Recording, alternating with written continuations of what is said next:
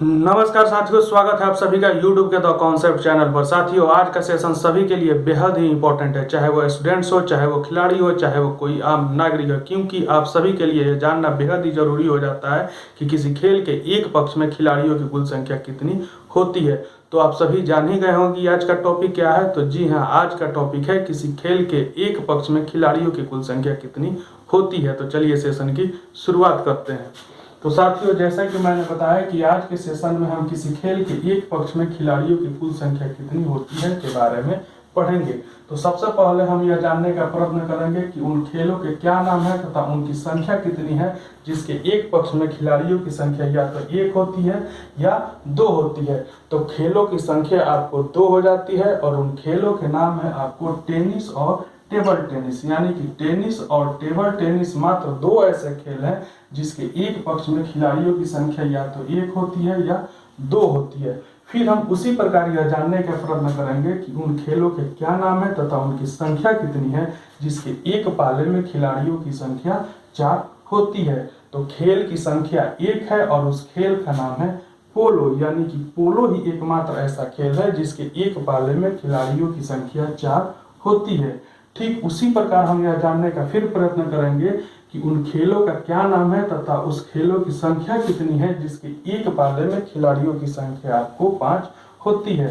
तो खेल की संख्या एक है और उस खेल का नाम है बास्केटबॉल। यानी बास्केटबॉल ही एकमात्र ऐसा खेल है जिसके एक पाले में खिलाड़ियों की संख्या 5 होती है। अब फिर से हम यह जानने का प्रयत्न करेंगे कि उन खेलों के क्या नाम है तथा उसकी संख्या कितनी है जिसके एक पाले में खिलाड़ियों की संख्या 6 होती है। तो खेल की संख्या एक है और उस खेल का नाम है वॉलीबॉल। यानी कि वॉलीबॉल ही एकमात्र ऐसा खेल है जिसके एक पाले में खिलाड़ियों की संख्या आपको 6 होती है। फिर हम यह जानने का प्रयत्न करेंगे कि उन खेलों के नाम क्या है तथा उनकी संख्या कितनी है जिसके एक पाले में खिलाड़ियों की संख्या 7 होती है।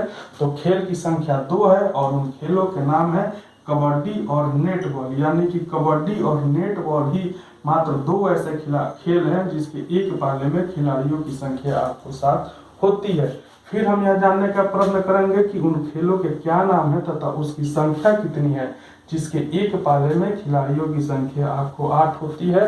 तो खेल की संख्या एक है और उस खेल का नाम है जिम्नास्टिक। यानी कि जिम्नास्टिक ही एकमात्र ऐसा खेल है जिसके एक पाले में खिलाड़ियों की संख्या 8 होती है। फिर से हम जानने का प्रयत्न करेंगे कि उन खेलों के क्या नाम है तथा उनकी संख्या कितनी है जिसके एक पाले में खिलाड़ियों की संख्या 9 होती है।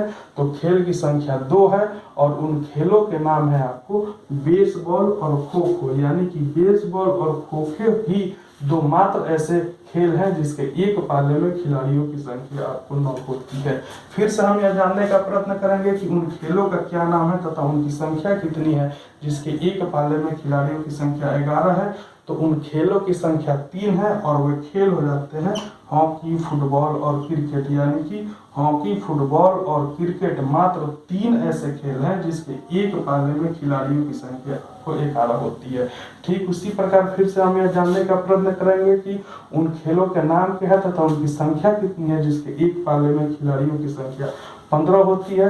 तो खेल की संख्या 1 है और उस खेल का नाम है आपको रग्बी फुटबॉल। यानी कि रग्बी फुटबॉल ही एकमात्र ऐसा खेल है जिसके एक पाले में खिलाड़ियों की संख्या 15 होती है।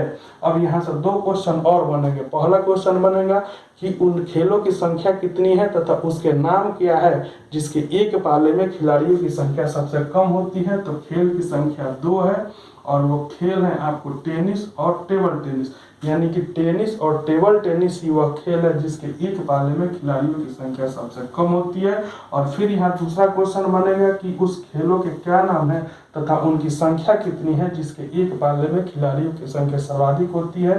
तो खेल की संख्या 1 है और उस खेल का नाम है रग्बी फुटबॉल। यानी कि रग्बी फुटबॉल ही एकमात्र ऐसा खेल है जिसके एक पाले में खिलाड़ियों की संख्या सर्वाधिक होती है। तो साथियों, आज के सेशन में बस इतना ही। फिर हम अगले सेशन में मिलेंगे एक और नए एग्जाम ओरिएंटेड टॉपिक के साथ। तब तक के लिए जय हिंद, वंदे मातरम।